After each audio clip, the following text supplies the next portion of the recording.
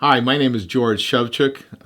Welcome to uprightguide.com and .org. It's just a vehicle for communicating and reaching out to you. And I want you to know that the upright guide that we're talking about is not me. It's our Lord and Savior, Jesus Christ. Everything that we know or benefit from that try to helps us to be able to think straight comes ultimately from the Bible and the Scriptures. Not just reading the Bible, but meditating on it, as Charles Stanley, Dr. Charles Stanley would say, obey the Lord and leave the consequences to Him. The things that I wanted to talk to you about today, but before I continue, I also wanted to say that my last name, again, is Shevchuk. It's S-H-E-V as in Victor, C-H-U-K. And I can be reached at G for George, G Shevchuk, that's G-S-H-E-V-C-H-U-K, at optonline.net, which is OPTONLINE.net. We're being filmed today by Bohdan Studio, bohdanstudio.com. He can be reached at info@Bohdan, that's BOHDAN studio.com. Very professional, always observes all the details.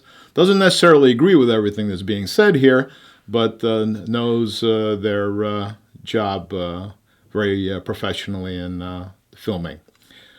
Upright Guide is something that I created, just like I said, as a vehicle to try to communicate some of things that I've learned from other people and read from reading the Bible and pass along what I think are some solutions that the United States of America really needs.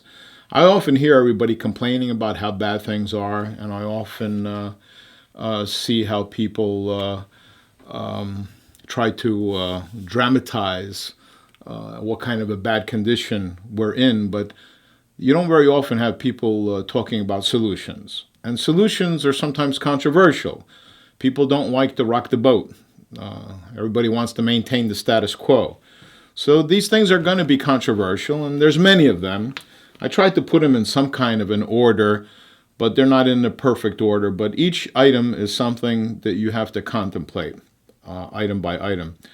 First off, I'd like to start out by saying that our relationship with God is both communal and it's personal, individual.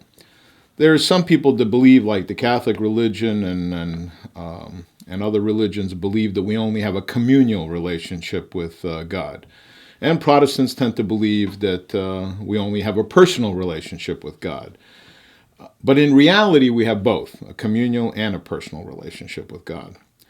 There was a bishop that once said to me that, Protestants believe in a personal relationship, but we only believe in a communal relationship with God. And I didn't say anything, but I thought to myself, well, if we only have a communal relationship but not a personal relationship, then how come you're a bishop and I'm not? But it's never good to challenge authority, especially if you're in their house. You have to be on neutral territory. It is only through knowing the Scriptures and meditating on them that a society and individuals can restore God's order in their lives and in the country. And this order in the Bible is called righteousness. It's a perfect order. It's God's perfect order. Sometimes human beings try to develop an order like one of the types of government in our recent history that thought that it was a very orderly society was Germany's fascism, which prided itself on the trains arriving and running on time. It was a system that was symbolized by the twisted cross. But as we now see with hindsight, that their order was far short and nothing even comparable to God's righteous order, and ended in disaster and caused a lot of misery and suffering.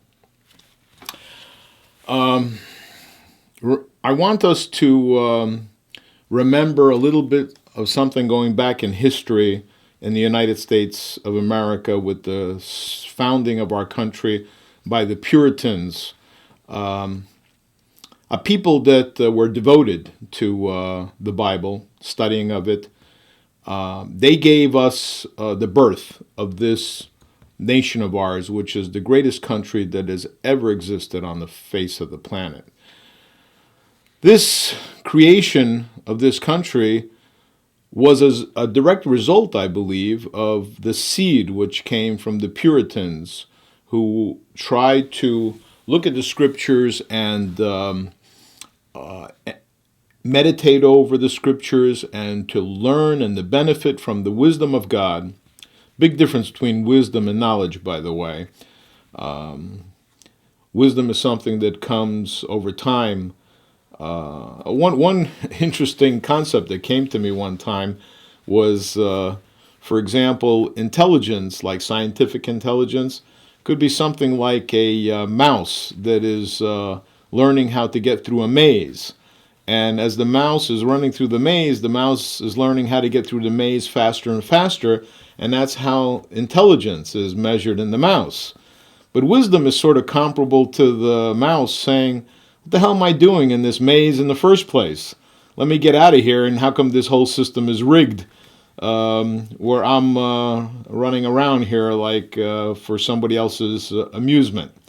So it's not bad, it's very good to be intelligent, but it's even much more beneficial and profitable to have wisdom, especially God's wisdom. I guess we'll start out by talking about the government. And I wanted to share with you a general principle. When it comes to government and the size of government, small is always better than large, and for that matter, of all human organizations. Because humans have a sinful nature, and usually the larger the human entity, organization is, the more corrupt it is. Our founding fathers developed a system of checks and balances. I'll get into that later. When I think one of the things that kind of messed up their original plan, which I think they designed a pretty good system, was the creation and invention of modern media, which really put even a greater power into the hands of people that were not under the control of the design of our political system, with its legislative and judicial and executive branches. As corruption increases in an organization, but with the size of the organization, the corruption increases at a faster rate than the organization actually increases in size. Therefore, it's a good idea to keep federal government small and efficient, because small is usually more efficient and large gets to be inefficient and it's less maneuverable. You can do things faster and more efficiently when you have less people making the decisions and less red tape, bureaucratic red tape. That's one of the reasons why it's a good idea to have power to be shifted more to state governments and also county and municipal governments, because this government is closer to the people, smaller, more in tune with the needs on the local level. There's a few concepts that I wanted to mention, but I think that I'm going to be talking about them more later on, but I'll mention them briefly in case I forget to talk about them later. We should stop all foreign aid. I don't think that the taxpayers of this country are paying their taxes for our money to be given to a foreign country. As I mentioned before, not only is it good for a government to be small, but it's good for it to be decentralized and so that it is closer to the people. And actually, it makes the government less dangerous, because big, powerful government is dangerous government, could be potentially dangerous.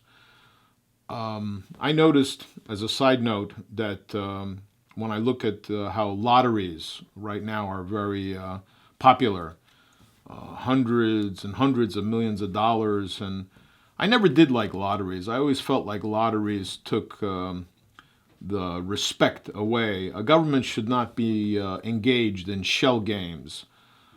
And I thought to myself, what's going on? Because I remember as a kid when I was growing up, it seemed like as if people had more respect for the government. And they obeyed and they were good citizens out of their respect for the government.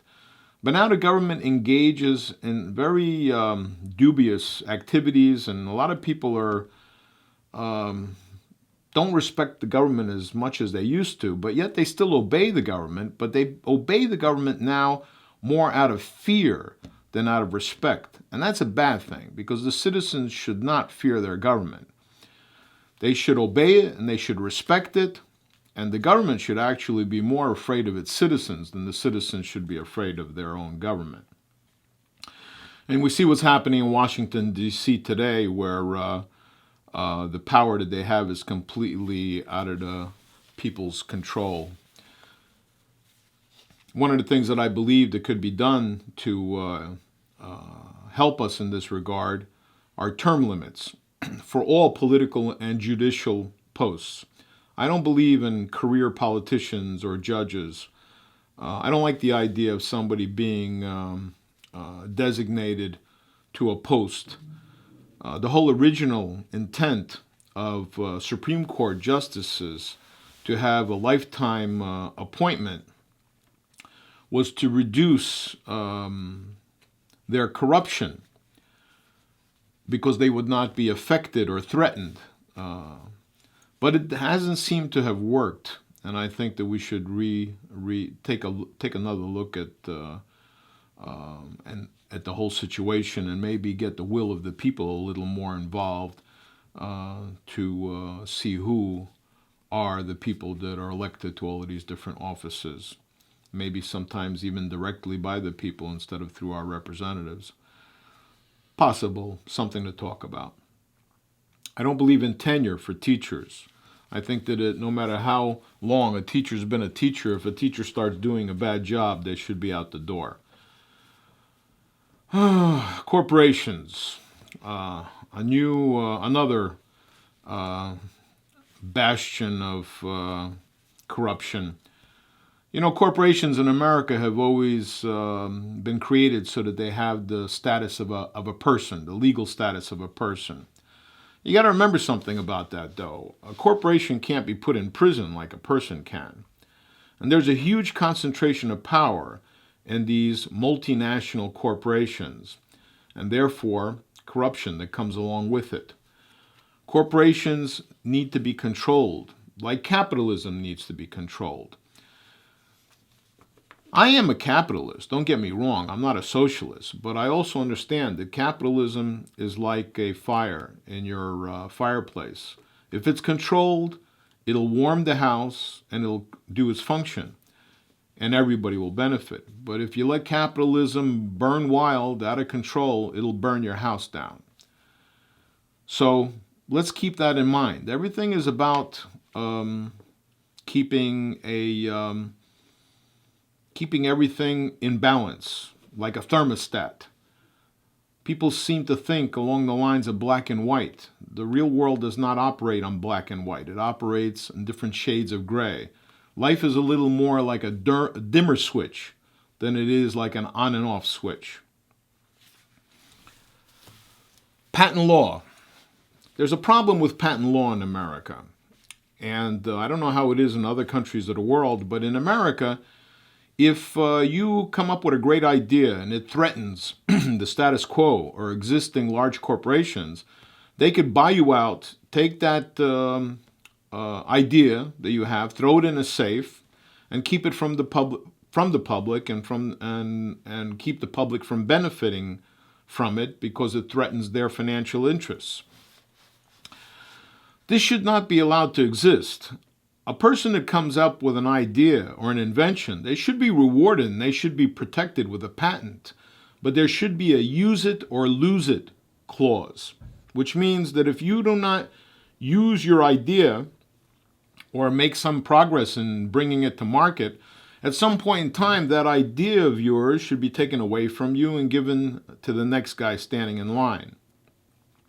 Something to seriously consider, because there's a lot of inventions that are being kept from the public, and I think the patent law was not just designed to protect the inventor of the idea, but it's supposed to have a social benefit as well. Runoff elections. There was an election back when George Herbert Bush ran against Bill Clinton, and Ross Perot got into the mix as the independent candidate, and which is fine. As many people want to run, that's fine. But after the election was over, that was the end of it, and Bill Clinton won the election. Some people believe that if Ross Perot was not involved, that it would have been George Herbert Bush that would have won re-election. The solution here is runoff elections. Whenever you have more than two candidates, you should have another election when it's just between two candidates, so we never have a person elected to political office that has less than 50% of the popular vote supporting them. We should have, there's a discrimination taking place. Everybody likes to talk about discrimination all the time, but nobody seems to talk about the discrimination of the Christian religion in our educational system. If all the other religions are allowed to be represented in our institutions of higher learning, or regular school for that matter, there's no reason why Christianity can't be part of the agenda as well. It seems like as if Christianity is the biggest threat to the system. And that should also make you stop and think and give you a little clue as to which religion is the one that is the real one. The concept of separation of church and state. It is true that you should not have an established religion in a state, and that there should be a separation of church and state. However, that does not mean that the church does not have an influence on the society. It does not mean that the moral foundation of the religion does not provide what I call a spinal column for the morality of the country. To be able to try to wash out any religious concepts from the country and to have a totally secular state usually ends in the diminishment, the degradation, and the ultimate destruction of a country. We could see what happened to the Soviet Union, which was a godless society. All societies that are without a moral, religious, spinal basis, foundation, ultimately fail. In regards to our federal deficit, the one that everyone talks about, the $20 trillion, soon to be $20 trillion, I think that this country owns a lot of federal land. The federal government is possessing and controlling much more land than it should be. We could solve two problems here. We should be taking a lot of land that is not, there are some lands that should always be public lands, and certain parks and certain military installations and so on and so forth. But there's a lot of federal land that should be sold to private domestic interests to be developed according to restrictions and zoning laws and rules, of course. And we could reduce the power of the government, bring more of the land to the people that way, and help to reduce our, if not eliminate, our deficits. In regards to punishment and freedom, there's certain things that are illegal right now that I believe should be legalized. But there's certain other things that really are wrong, and they're not legal in America, but they're not punished as severely as they should be punished. What I referred to here as far as things that deserve a capital punishment are things like pedophilia, murder, of course, and kidnapping. I believe people should be executed for these offenses if they're found guilty. Of course, a person should be allowed to have an appeal if there's new evidence, but these these court proceedings, they seem to go on forever. There has to be, the whole judicial system has run amok. And like many government employees, the judges and the system is extremely inefficient. It is overpaid and very unproductive. And I, of course, don't advocate capital punishment for some kind of kidnapping that is connected to a custody dispute within a family. We're talking about real kidnapping, where the person kidnapped is been endangered and there is a demand for a ransom. These things should be dealt with severely. In regards to homosexual marriage, I don't believe in true marriage for homosexuals. On the other hand, I do believe that they should not be restricted from benefiting from a lot of the financial and personal benefits that a married couple has. I have no problem with civil unions and the full tax benefits, the right to visit each other and to answer for one another in different hospital settings or whatever it may be. The one thing that I don't like when it comes to homosexual marriage is the concept of adoption. I don't think that a homosexual couple should have the right to adopt a child. A child should only be brought up in a family with a husband, a traditional husband and a traditional wife. This is well balanced, has been proven through the centuries of our recorded history and our known civilization is the only thing that works. The concept of letting homosexuals adopt children can only ultimately end in disaster. The only metaphor I can think of is a top spinning, and when you have a distortion, there's a wobble in the spinning top, and as you're having homosexuals raising children, the behavior starts to become more and more off-center and more abnormal until the top finally spins out of control. The wobble causes it to fall. And that is what will happen to our country. Homosexuals should realize that it's not just about them. They should realize that we believe in a live and let live society, but they should realize that even though they are the way they are and they want to live the life the way they want to live, that they should be also making sacrifices for the greater good, and that their lifestyle just doesn't work in the grand scheme of things. Immigration. I don't believe that immigrants should be allowed into America unless they're of some benefit to America. I don't believe in this open door policy and that we should take every bum in the world. There is a policy now where if a person is threatened with persecution and that somehow he has a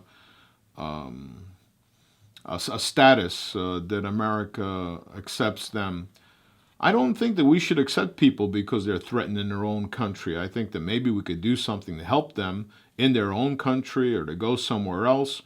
But everything that's done in America should be for the benefit of Americans. We're the taxpayers in this country. We're the people that should decide who comes in, who comes out. And if the Constitution goes against, first of all, there's a lot of things where people say it's against the Constitution, which is malarkey. I mean, so many times people say that this is against the Constitution, that's against the Constitution. And if you read the Constitution, there's no such thing in there.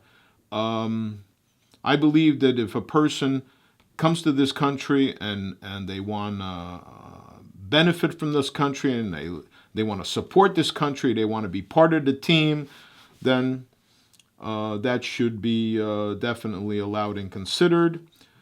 However, in the short term, maybe we should stop all immigration until we can guarantee the safety of our people. In this time period right now, we have a lot of immigrants coming in that are not safe for our population. And until we can determine that they are, for that matter, I mean, I'll go as far as to say that there's a lot of people living in America that hate America. I mean, they're just here to profit from America, but every chance they get, they curse this country. Now, don't get me wrong. I got no problem with constructive criticism.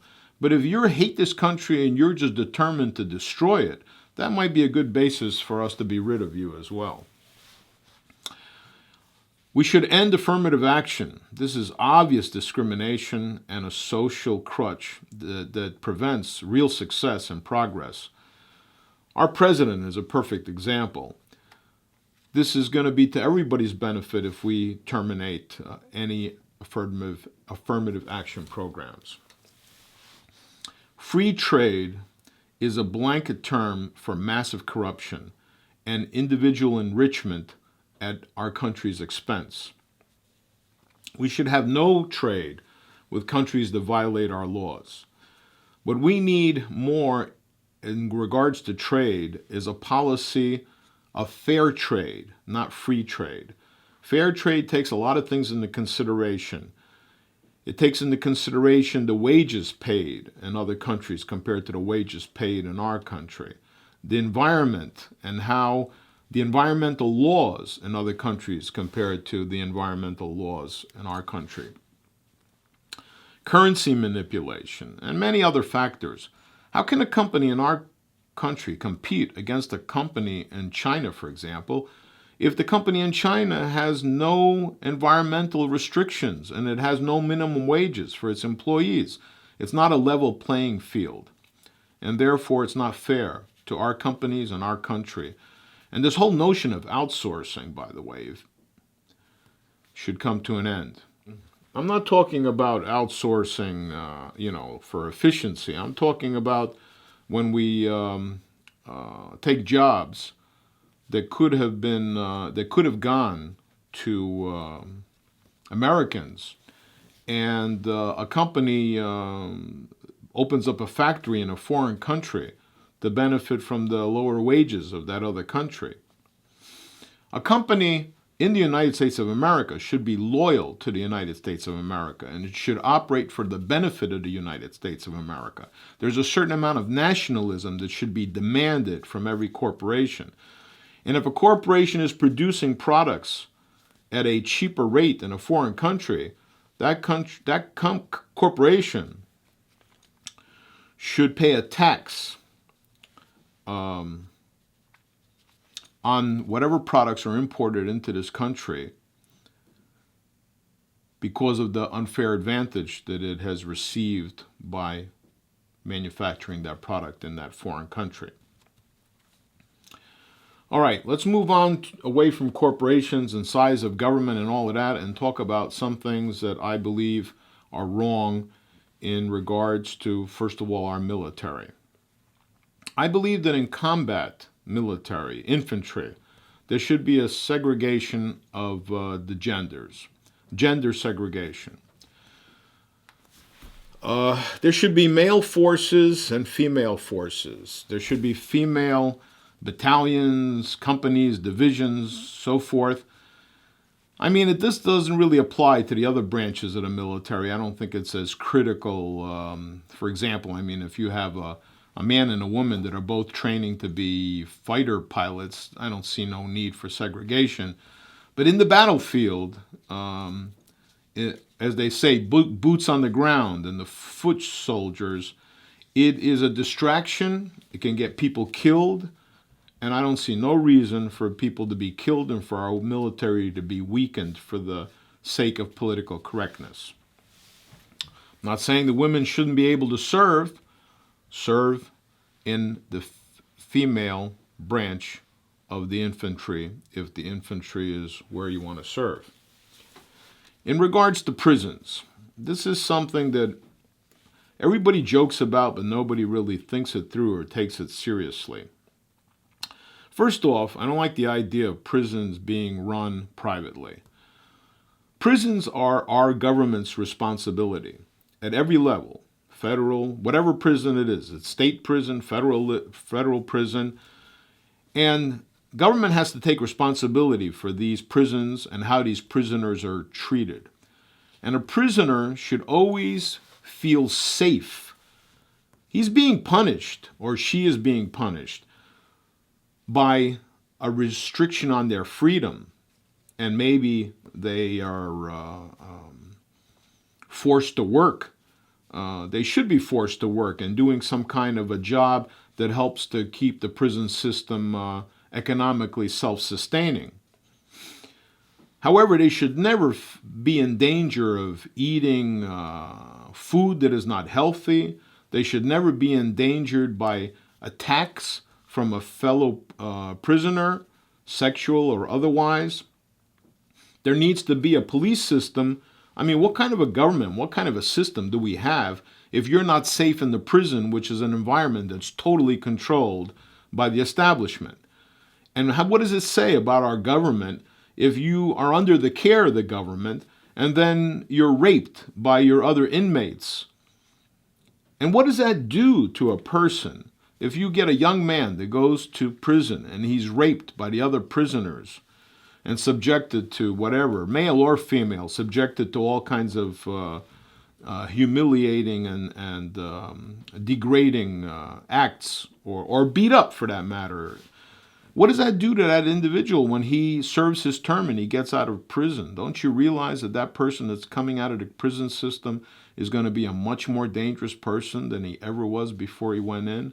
Now you're dealing with a person whose self-esteem has been destroyed, a person who really doesn't want to die, but maybe doesn't have the courage to kill himself. So this is not fair to the prisoner, and it's extremely counterproductive to the country. And prisoners, these are correctional facilities. And the whole idea here is rehabilitation. I mean, if we're dealing with a person that cannot be corrected or rehabilitated, then we should execute him and be done with him. But if he can be rehabilitated or corrected, then we should try to, first of all, teach him a work ethic, help him to participate in the prison economic system so the system is self-efficient, teach this person education and work skills after work hours. And there should be, of course, religious exposure for those who want it in the prison system. Not mandatory, but they are available if you want to partake of it. Every law-abiding citizen should have a right to carry a firearm, concealed or not, anywhere in the United States territory. Gun-free zones should be eliminated. And illegal ownership harshly punished.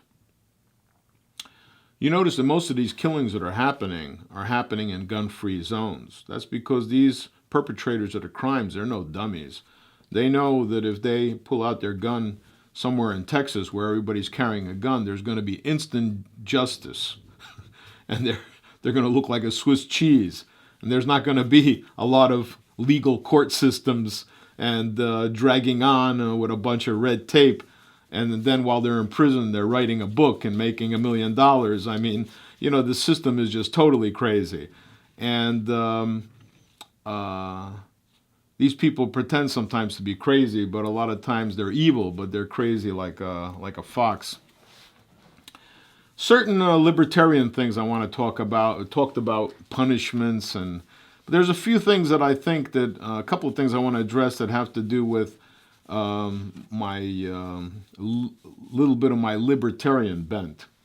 I noticed I was watching a show of a bunch of moonshiners on TV and how the authorities are after them all the time. I'm thinking to myself, this is ridiculous.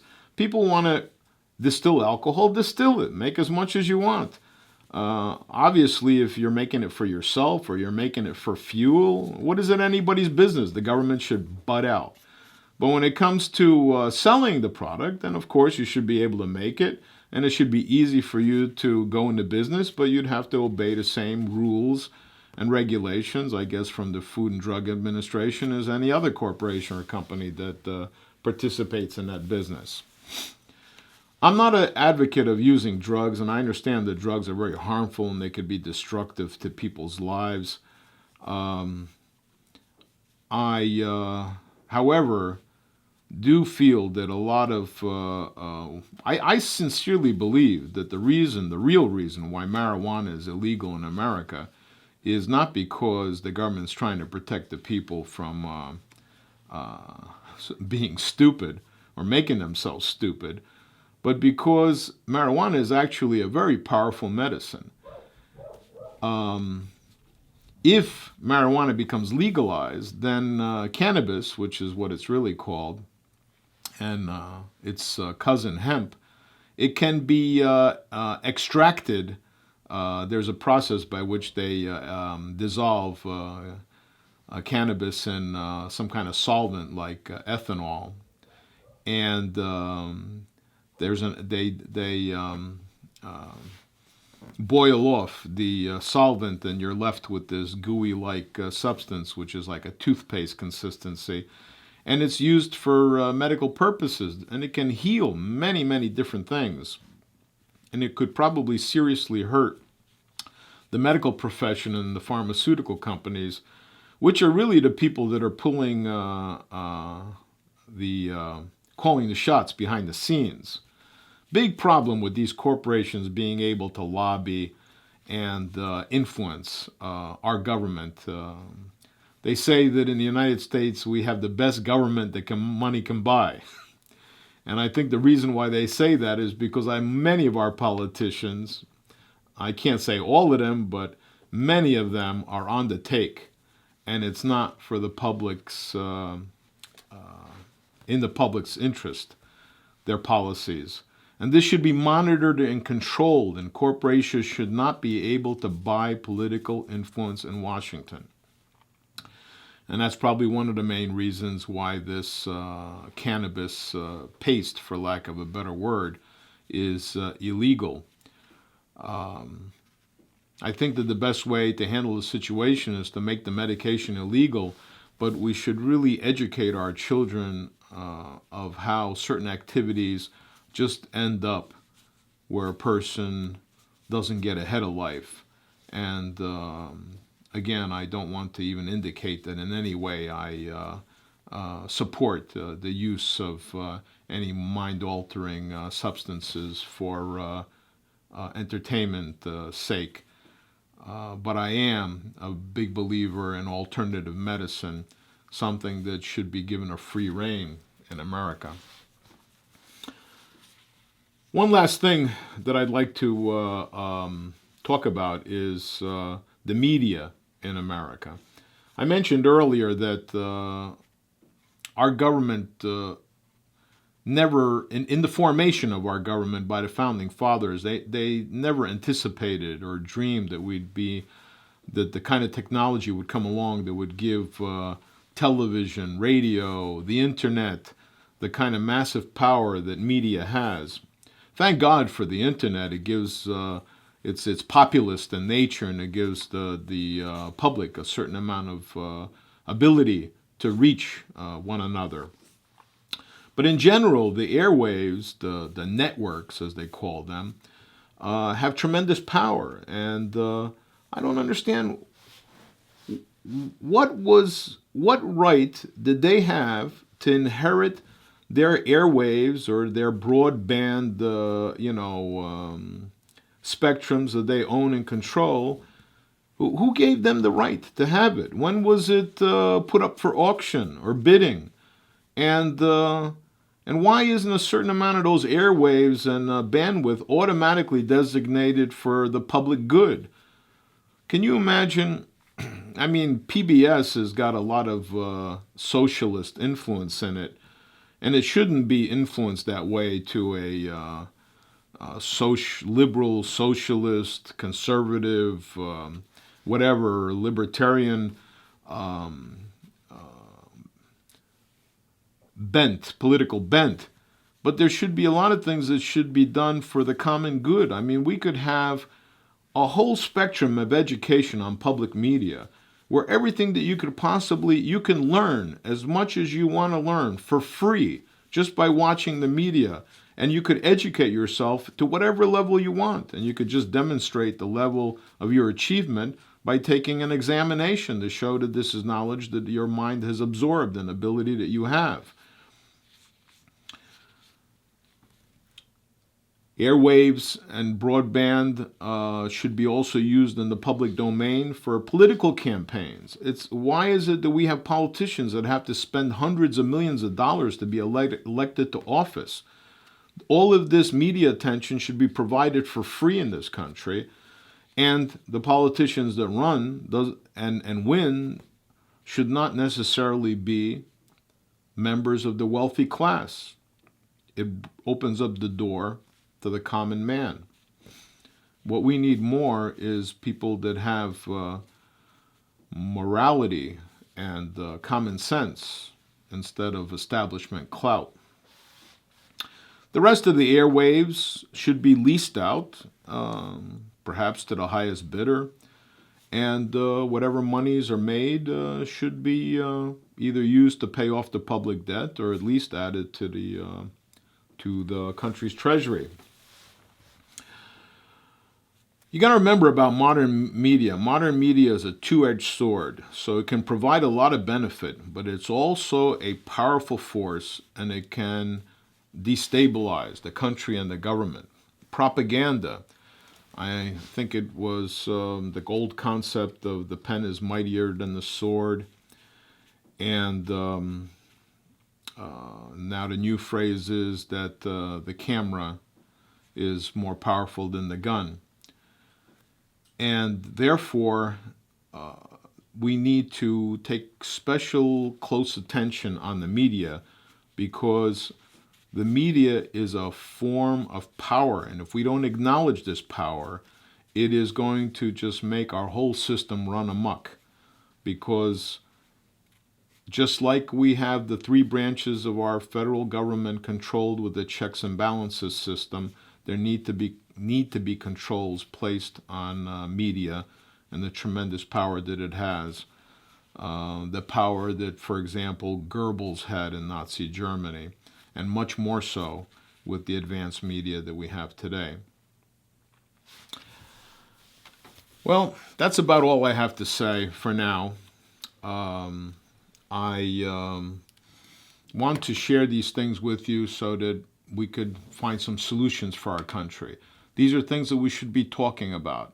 I noticed that most of the time people talk about, there are authorities on sports and sci-fi movies and video games, but for some reason, things that need to be discussed and things where people need to know something about, like some of these things that I've discussed here, are not thought about and discussed as often as they should be in order for us to have a healthy and a progressive, and when I say progressive, I mean a society that progresses, not a progressive, quote unquote, society, that we can progress so that we can have a society that is more fulfilling and beneficial for all our members.